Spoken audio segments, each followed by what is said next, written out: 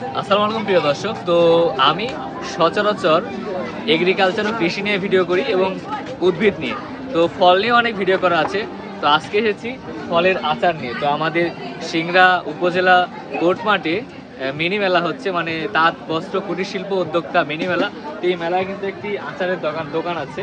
তো এই দোকানে কিন্তু আপনারা দেখতে পাচ্ছেন অনেক রকমের আচার রয়েছে।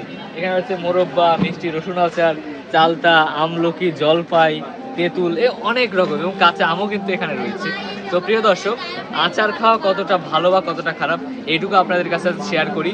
আচার খেলে কিন্তু চায়নারা কি করে, তারা যখন কোনো খাবার খায়, খাবারের শেষে আমরা যেরকম ডেজার্ট খাই বা মিষ্টি জাতীয় কিছু খাই, তারা কিন্তু আচার খায়। এবং আচার খাওয়ার কারণে আপনারা চায়নাদের তাদের খাদ্যাভ্যাস এবং শরীরের গঠন কিন্তু দেখতে পাবেন তুলনামূলক স্থূলকায় কম, তারা কিন্তু বেশি চিকন হয়ে থাকে, স্লিম হয়ে থাকে। তো কেউ যদি প্রতিদিন খাবারের পর আচার খায়, তাহলে কিন্তু এক্সট্রা চর্বি বা ফ্যাট আমরা কনজিউম করি বা কোলেস্টেরল আমরা তেলের সাহায্যে খাই, সেই কনজিউম করা ফ্যাটটা কিন্তু গলিয়ে ফেলতে পারে। তো এই জন্য নিয়মিত আচার খাওয়া কিছুটা ভালো। আপনারা বাড়িতে ঘরোয়া উপায়ে কিন্তু আচার করে খেতে পারেন। সেই সাথে মেলাতে কিন্তু নতুনত্ব অনেক আচার এখানে রয়েছে, সেই নতুন রকম আচারও কিন্তু আপনারা খেতে পারেন।